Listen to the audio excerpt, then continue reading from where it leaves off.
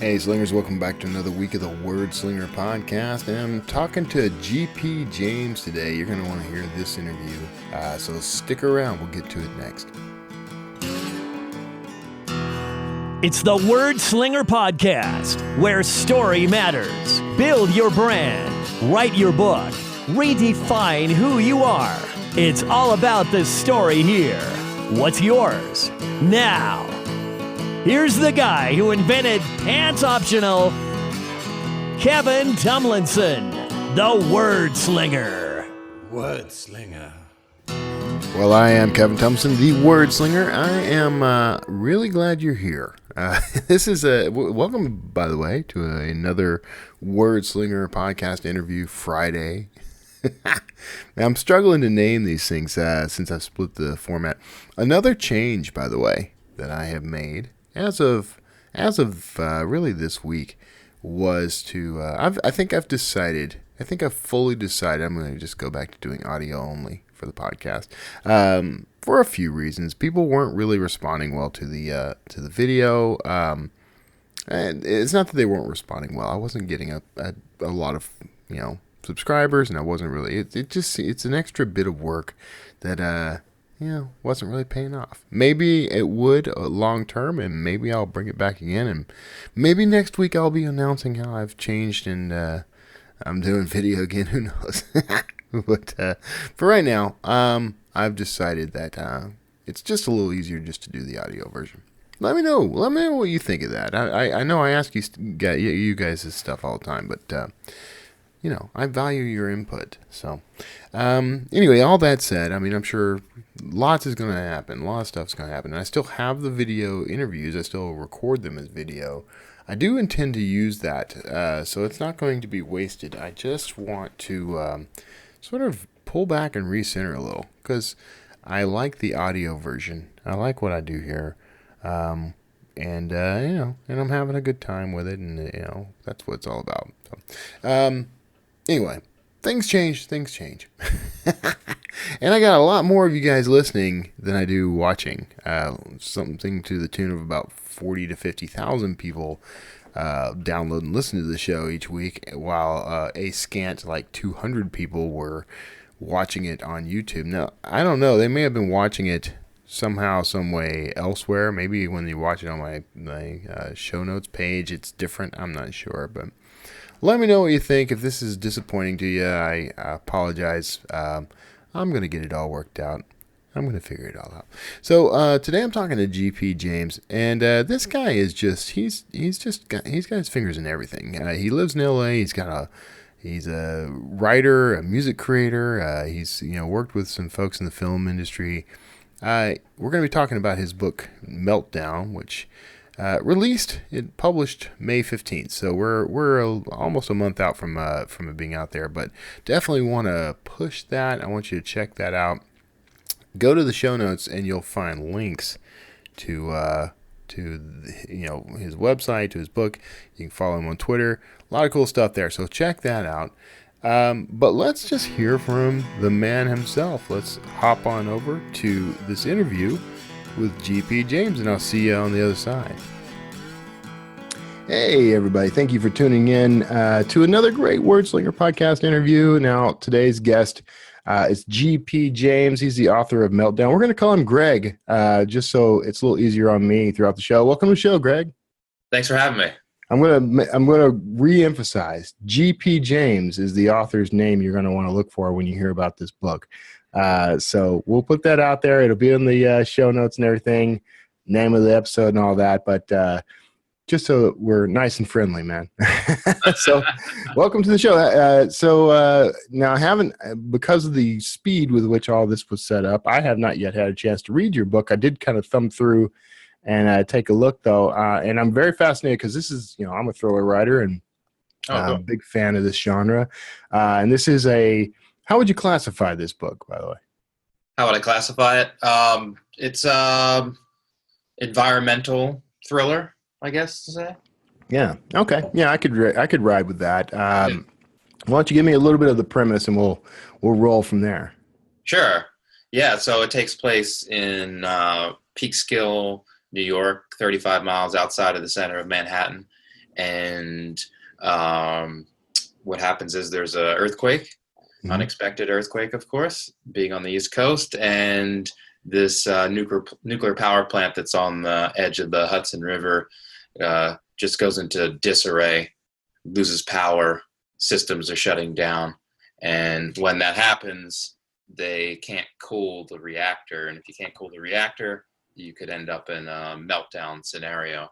Yeah. So my protagonist, my lead, his character is inside the plant. He's one of the plant managers, and he's trying to stabilize the reactor. And then his wife is on the outside looking for their daughter who's been lost in the disaster wreckage. It has all the earmarks of a Hollywood blockbuster, man. Pretty much. Yeah. So, and this is the kind of thing, by the way. Now, how much of the story is completely factual in terms of location and that sort of thing? All of it. All of it. The only These locations exist. Yeah. Yeah. The power plant is real. I've changed the name, of course, because I'm not looking to, create them chaos and and it's not really about them. Yeah. And, it's about the wide awareness, but I felt like that was a good place to stage this, given the unknown fault line there, the proximity of the plant to the fault line. Right. Yeah. I mean, it's a topic that's very interesting to me because, it's almost a man versus nature kind of story. Almost. It's like man versus past man who wasn't really thinking about it. Who puts a nuclear plant on a fault line kind of thing. But it's fascinating to me because, I've been exposed to, well, maybe I should rephrase this. I haven't been exposed to radiation or anything, but I've seen plenty of these plants that are in places I'm like, wow, one well-placed natural disaster and the whole, ecosystem goes belly up. Yeah. Yeah. I mean, that's what happened in Fukushima. Exactly right. Yeah. And there is another power plant out here and near Los Angeles. It's called in San Onofre. It's more towards San Diego, but they closed that after Fukushima. And this thing is right on the beach, like it's crawling into the ocean on the sand. And right. I'm glad they closed it. Yeah. Thank you. But who's not thinking about that when you build something like this, that, maybe a tsunami could come and just wipe out the whole thing. The thing is, though, how do you think ahead on something like in your story? There's an earthquake in a region that just does not get earthquakes. Right. So how do you think ahead on a scenario like that when traditionally, and I think the answer is that you just have to prepare for the worst no matter what. Like, there could be, what if there were an explosion that was enough to create an earthquake on that fault? Really? Yeah. You built this thing 35 miles outside of one of the largest cities and possibly the most densely populated city on the planet. Million people within 50 miles. Right. It's interesting. Yes. Yeah. No. And that's what makes it not only makes for a great story, but there is a sort of message there. Not a sort of message. There's literally a message there that perhaps we should rethink the positioning. So people tend to think of nuclear power. I do as well. I think of it as very safe in general, but it's safe in the way that an airplane is safe. As long as everything is going okay, you're safe. When something goes wrong, it's not safe. Not safe. Not good. That's right. Like anything in life, right? But yeah. Some have different thresholds of safety, I'd say, or right. You have different levels of impact if something goes wrong, I guess. Right. Yeah. Right. So, what did you do for research for this? Lots.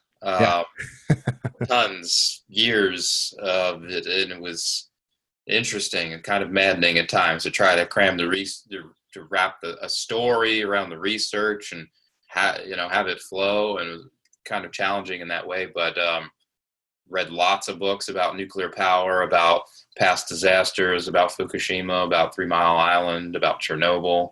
Yeah. Books on how nuclear power plants function, endless research online.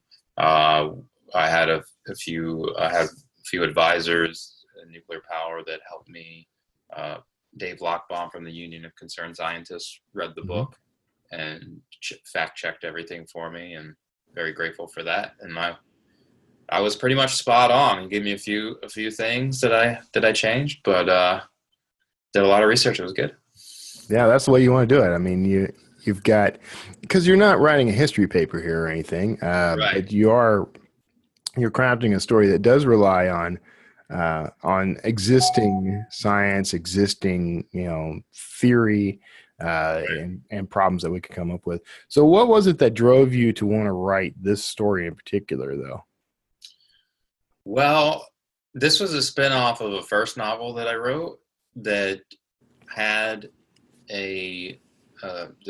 sort of the impetus of that novel was a nuclear power plant meltdown. It was just sort of a thread in that story that was about an advanced energy technology called zero-point energy. And my editor suggested that I just write a book just about a nuclear power plant meltdown. He thought that was much more compelling. He felt that it had never been done before, even though, we're writing in this sort of cliche format, if you will, thriller format, Hollywood format, sure. But no one had done a story like that. And so I thought about it, and I decided to take it in that direction and create this second book off of that. And I was passionate about all this from the beginning, from Fukushima, from this earthquake that happened in 2011 around the same time in Virginia. Right. And I felt like, wow, this could happen here. We have these other energy technologies that are not being used, typically because of financial reasons or for reasons of control. And I felt like it was an important story to tell. Yeah. Yeah. And you brought up zero-point energy, which is something I'm very interested in and have looked at as a component of story more than anything. That's fascinating. I don't want to get off on that tangent because we'll geek out. And I could go down the rabbit hole. I did a lot of research on that. We'll have to do a whole separate episode on that. I would love that. So you are now, according to your bio, you're a writer and a music creator and living in LA. So how do you balance those two fields? Well, I've been writing up until this year every day, at least on average of 4 hours, I'd say. And I would write in the morning. So 5, 6 a.m. I'd start, and music would happen later. And that's been my career, music and sound mixing for albums, TV shows, and films. So that was sort of how I balanced it. They sort of happen at different parts of the day, and you could kind of only write so much in a day and have any quality to it. Yeah, I agree with that. Yeah. It comes out and it's like, well, that's all I got. Yeah. And then you do it the next day, and it's like it's climbing a mountain. But I like so you remind me of a good friend of mine who's an author and also a composer. And he's scoring his books and other people's books now. He's actually creating score. You could do the same thing. That's amazing. But that secondary creative outlet is his release from the tension and stress of the writing business. Sure. So yeah, they're different ways of creating. They intertwine. I feel like all creativity intertwines. I even paint stuff. I draw stuff too. I write poetry. So it all connects in some way. That creative process, that creative channel. But then there's the differences of how they flow. And definitely the music has a much more easeful a flow in an end-to-end process. There's not too much like painstaking editing that's happening. So do you listen to music while you're actually writing? Oh yeah. Do you have a soundtrack? Is it your music or is it no, not my music. I listen to a lot of cinematic stuff. I'll listen to like Hans Zimmer, stuff like that. I listen to binaural tones, if you're familiar with that. Just for brainwave states, keep you really focused. Fela Kuti, I don't know if you're familiar, but incredible artist from Africa. He was alive in the 60s, 70s. Incredible. But his music is the songs are very long. They're very like hypnotic, sort of entrancing. and all kinds of incredible. It's like kind of like funk, acid jazz kind of stuff. It's really okay. Cool. So he played a lot while I was. Yeah. And I would listen to different types of music to give me a vibe for the scene I was writing. Right. Yeah. I'm sure you do the same. No, I do. Yeah, I have. I just pull up cinematic, soundtracks and just let them run in the background. And I used to try to tailor the mix so that as I'm writing, I know this scene's going to be a romantic scene, so I want to bring in some romantic music. This scene's going to be a punch of drama, and this scene's going to be action. And I would try to sort of customize as I went, but it was just too stressful. I just decided, whatever the fates hand me.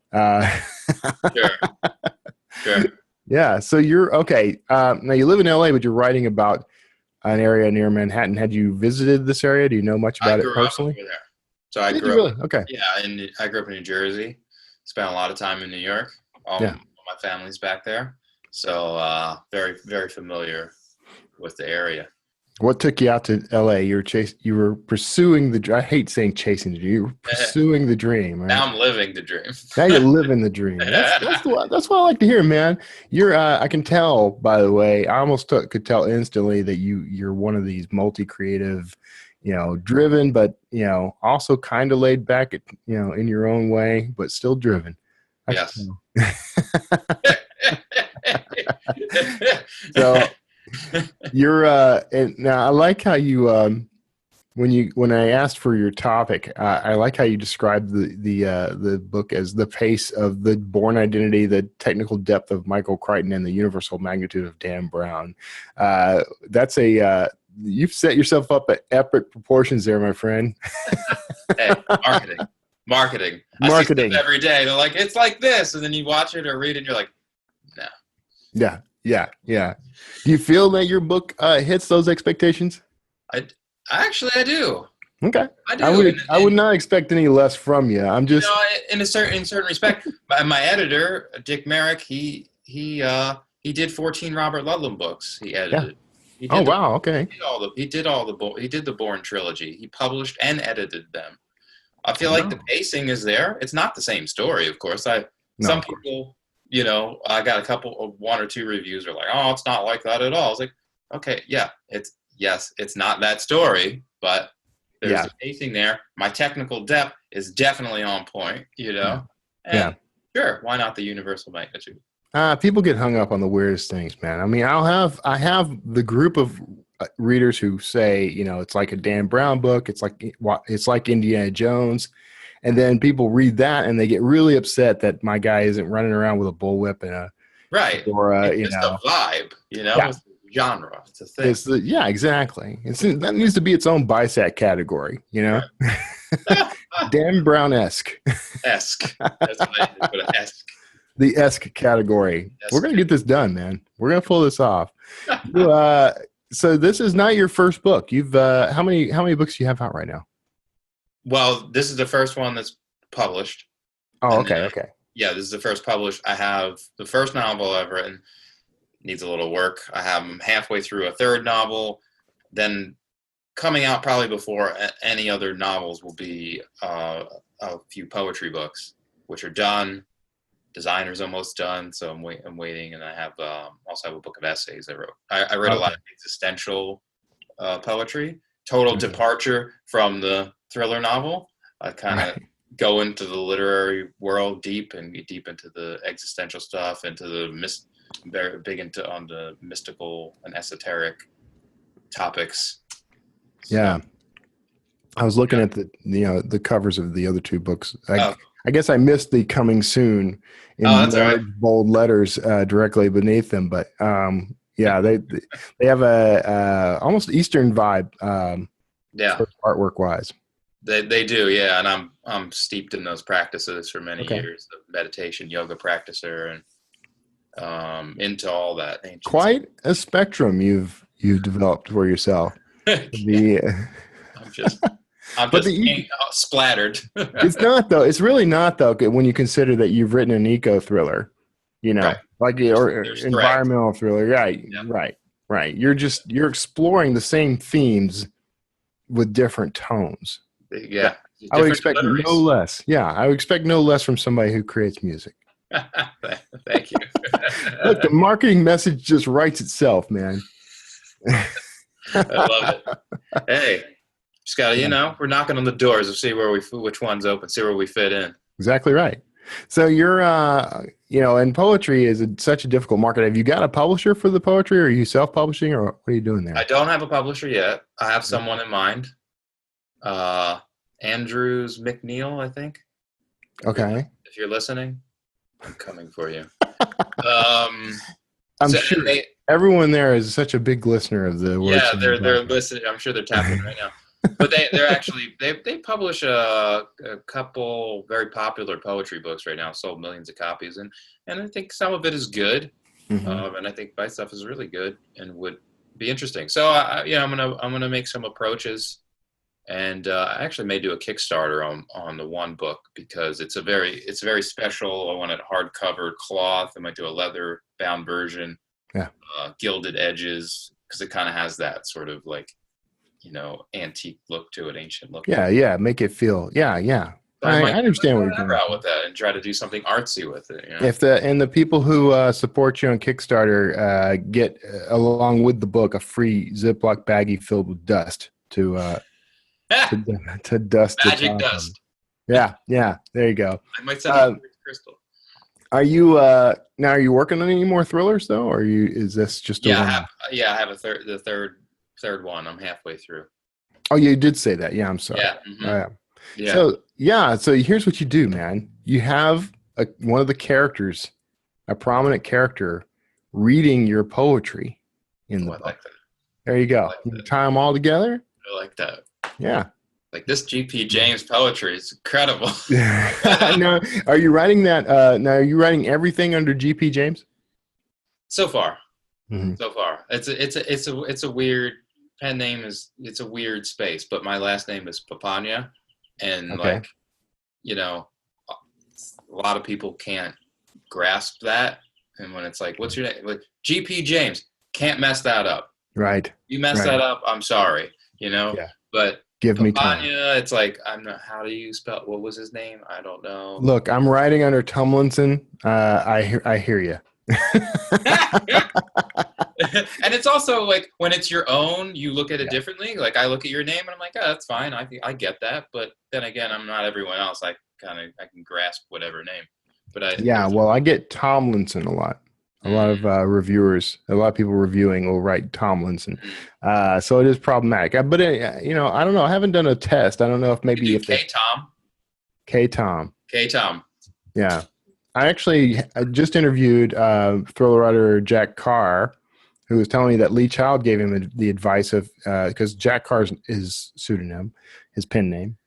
He gave him the advice of picking a name that comes pretty early on in the alphabet to milk that advantage. So now I'm thinking, the gears are turning. I'm going to be an Anderson or and I agree with you. It's so funny. It's so funny. I can't rebrand now though. I mean, it's just too much. Just 30 years of writing behind me. Ooh, I wow. can't rebrand now. Right. That's a lot. I guess I put my stake in the ground early now. I'm there you go. James, and that's it.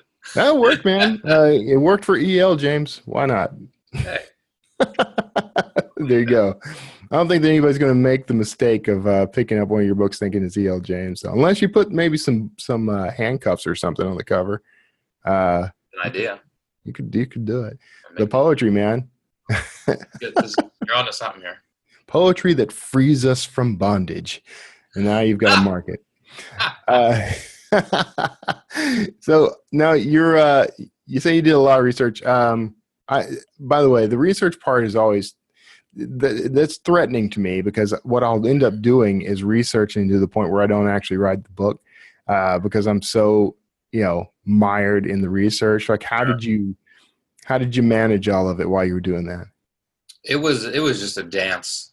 It was a balance of getting enough to start, starting, making notes for what I need, and then going back, looking that up, going back. And so it was really a back and forth process, but I don't know that I would do it again like that with something that you have to be so technically detailed for, because I want it to be real. I can't have a nuclear person read this and say, oh, that doesn't function like that. Right. Oh, right. that doesn't. No, we can't have that happen. So this is why I always pay attention when Homer Simpson goes to work. If I ever want to write about nuclear facilities, right. That's my go-to source. Totally. And that's pretty much, I just watched all the episodes of The Simpsons, and that's how I learned how to do this, and it worked out. That's how I learned to do half of what I do in life, man. That's cool, man. Yeah. Was part of your intention to write it, though, with a message in mind to influence people when it came to nuclear energy? Of course. Yeah. Definitely. Anything I do has to have a socially conscious thread. The purpose is to spread awareness, share information that many people may not know about, and try to, elevate the consciousness level. I think that's important. I think most of us write or create with that in mind. Some of us may even if we're not cognizant of it. Right. Yeah. Even a subconscious thing. And even if you're not cognizant, even the people that you think they're creating for purely entertainment, and maybe they are, and those are the ones that don't realize, oh, there are messages in there. Yeah. I ironically, just before this call, I was reading James Scott Bell's one of his books in which he calls out this very point. And basically, I forget who he quoted, but it was, if you want to send a message, try Western Union. But I actually think that my editor said that to me. Okay, there you go. In a letter. But here's what I believe, and I truly believe this, that it's kind of along the lines of the message is the medium, right? You're telling a story, you're crafting entertainment, not necessarily, you're crafting a good story. So it works on that level. As long as it works on that level, everything else you put into it is fine. I agree. It has to work on that level, or otherwise it's no good. Of course. Yeah. Of course. That's funny. Yeah, I got that line dropped on me in a letter that was tearing me to shreds. And I was like, message anyway. Shut up. Everyone in the publishing industry reads like the same 5 books, man. The same 5 books on leadership. Right, and they read the same five books and genres too. They do, yeah.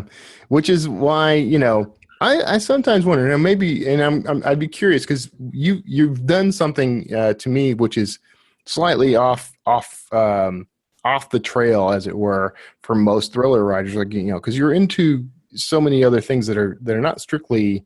Most of the thriller writers I talk to, if I interview them on the show, they've got some background, like they were in the military, they were an environmental scientist, they were a lawyer, and you're coming at this from a very different, not more creative. I don't want to start that rumor.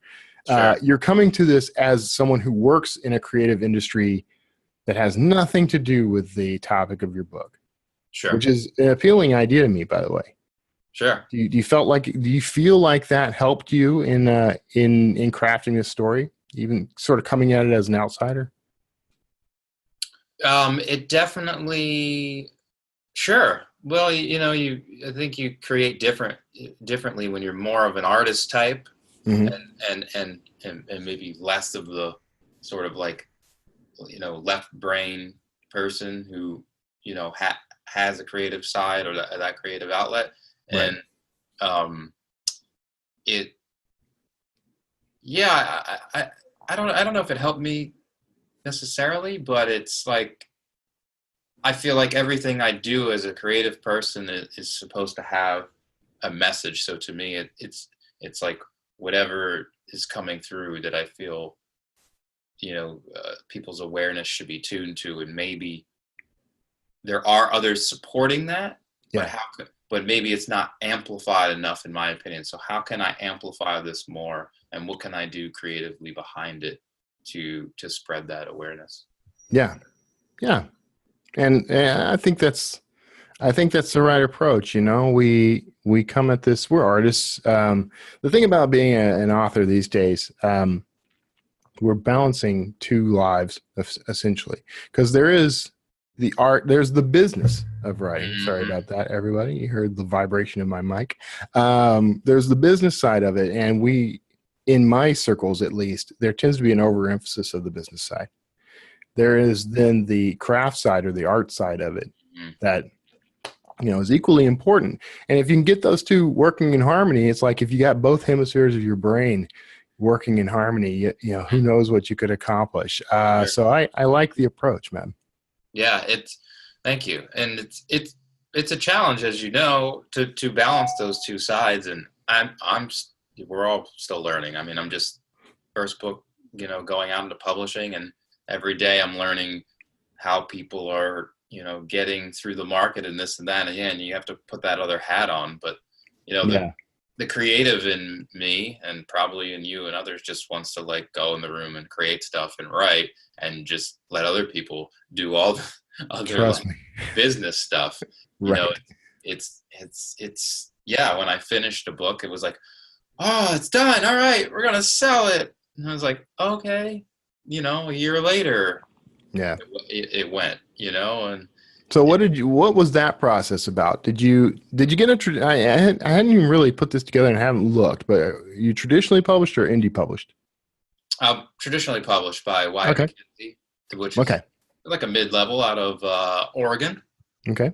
And nice people, and they reached out to me, and they were very passionate about the story. So I went with it. The book, it did circulate around the big five, big four, whatever it is. Yeah. Went to Random House, Penguin, this one, that one. Went to all high-level agents, and no one grabbed onto it. So, but this is good. Yeah. No, yeah, I agree. I'm just curious what the process was like. Yeah, yeah, it's interesting. Everyone's got, the thing about it is who knows. It's like, I felt like when I was sending around, I was like, oh well, maybe it's a cliche story format. It kind of is, yeah. But I wrote it like that because I was trying to convey this message. Oh well, they're not. You go with this stuff. Oh, I guess they're not really feeling it. Oh, I should have wrote one of my literary novels. But that you don't know. Then I know I got friends who wrote really cool literary stuff that again circulated. Oh, they had a high level agent. Deal fell apart. This one. Oh, that one had. Everyone's got an opinion. So it's really, it's just throwing darts. Yeah. And you don't know everyone. I like the character. I don't like the character. Oh, the story is amazing. Oh, the pace was amazing. I thought the pace was a little slow. This is the responses I got. And when you saw that everyone was contradicting, you had to go, well, this is what it is. I tell you what, if you give me money, then I'll let you influence the shape of the story. That's what I said. Do it if you want. I'm gonna rewrite another word. Right. My editor was happy with it, and he's tough. If he was happy, he either got tired of me or he was happy. Yeah. But, so I like that though. He was enough for me. Yeah, no, and that makes sense to me. Like you get the stories. You're gonna farm a book around for months, years, decades. I don't know when we decide enough is enough on a book. Honestly, because I indie publish now, because I had the whole traditional thing briefly and decided I liked the control or whatever, but now I'm back out there kind of, I'm talking to agents who are interested in some of the work. They're interested in the fact that I have a platform. They're interested in, so that's all very cool. So now, but that it shifts my experience of that industry. So I'm always looking to find out like, how do people normally get there? And there's no one path, man. No one path. And I've been talking to some film companies, and some of that's happened through me sending my novel in, and some of it's been like a friend has called. I know a lot of folks in different industries out here, and been like, hey, my friend works at this studio, and he produced blah blah blah. I'm like, okay, and then you get a meeting, and sometimes it knocks on your door.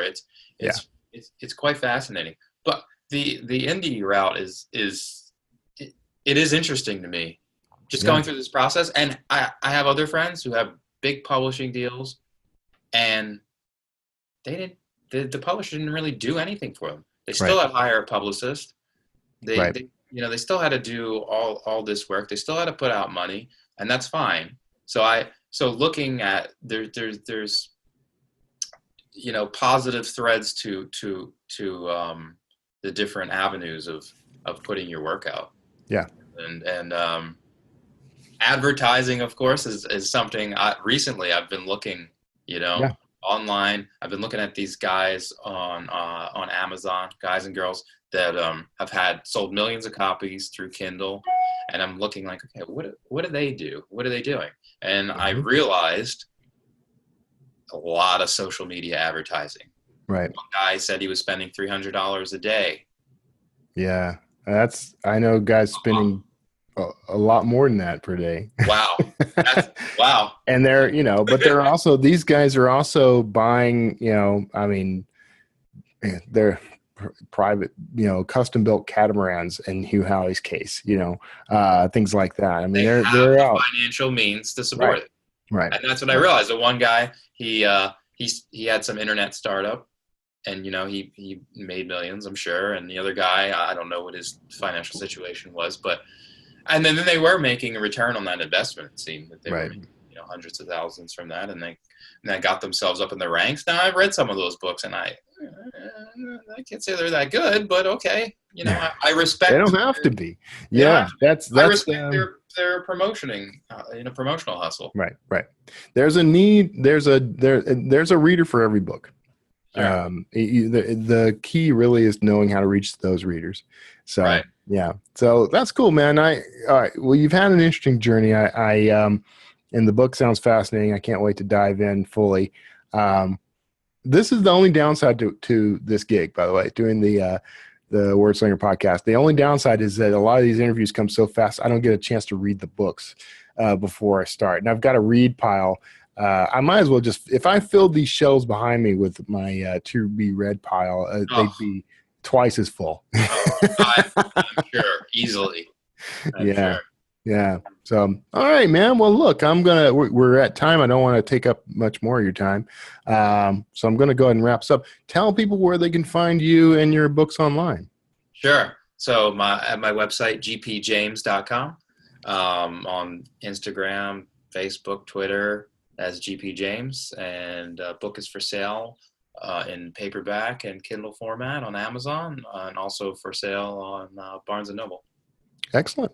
All right. Well, I appreciate you taking the time to chat with me, Greg, and everyone else listening out there. Right about now, you're probably hearing the groovy theme music. You may dance in place at will. If you'll stick around, you'll hear some industry news that you're really going to want to tune in for. And other than that, we're going to just hop on over. Thanks again, Greg, man. I appreciate it. Thank you. All right, everybody. See you on the other side. And well, this is That Other Side. I hope you enjoyed that interview with GP James. There is no industry news. I don't do that segment anymore. That lets you know how long ago this was recorded. Well, I guess there's a little industry news I could share with you, like things like there has been a bid to buy out Barnes & Noble. If you're interested in that, you can. I'm probably not going to bother putting a link in the show notes. I may, but I think the implications of that are going to be kind of interesting. The fund or the group looking to buy it also bought out Waterstone in the UK, and their stated purpose for buying that property was that they were after the loyal users. They wanted to be able to reach the huge number of readers that those guys have. So the company or the investment firm or whatever it is, the Vulture Fund really is looking at this as an opportunity to dip into the Barnes & Noble following. So what will that mean for indie publishers in particular? No idea. But it is something that's come up. It's interesting. Got some changes kind of coming. I guess I am doing a news segment. Look at that. Got some changes coming for Apple. Now, I've had questions. People have asked me, like, with Apple ditching iTunes, with them shutting down iTunes, is that going to impact anything? And the answer is no, because they pulled the books from iTunes quite a while back. It might impact audiobooks in some way. But it looks like Apple's really been working to integrate audiobooks into their Books app, among other little changes. So I don't think this is really going to impact anything on the book side. It's definitely not on the draft to digital side, so feel free to check it out. Beyond that, I don't have any other industry news. I haven't looked anything up, but I kind of like that segment. Maybe I should bring that back. It was always kind of a job of work on the video side, because it wasn't just finding the stories and reporting them. It was having to put up some kind of graphics and things, and it just led to more work, and that's why I stopped doing it. So now I've got a new opportunity. Look at that. Change brings new opportunities. That's why you should embrace change. I know it's hard on all of us, but you can actually find new opportunities every time you encounter change in the world. Change and failure are the greatest tools for creating new resources in our arsenals. So anyway, man, that means, you know what? I just got this excited little buzz. I think some big things are coming. I think we're going to see some big things coming in the next few months from the Wordslinger podcast. So, all right. That is going to be it. I'm going to go ahead and wrap us up at 41 minutes, I might add. So that's a nice length for an episode. Hope you're taking care of yourselves out there. We've had some really interesting weather, and so we've had some here, man. It's been a lot of flooding and stuff here in the Houston area, Sugarland, Texas, where I call home. But I hope you're taking care of yourselves. I know there's still snow and stuff happening. It's like there's snow like in Arizona or something. It's weird. Whatever. I call magic. Voodoo of some sort. But take care of yourselves out there. Hope you have a wonderful weekend ahead. Hope you're enjoying the changes that are coming out of the Wordslinger podcast. Reach out to me. Some of you have, and I really appreciate it. You guys are being very supportive about all this with some great advice. I don't know if I don't know if some of you are saying maybe I have a face for radio. I don't know. You let me know. Anyway, God bless each of you, and take care of yourselves, and I'll see you all next time.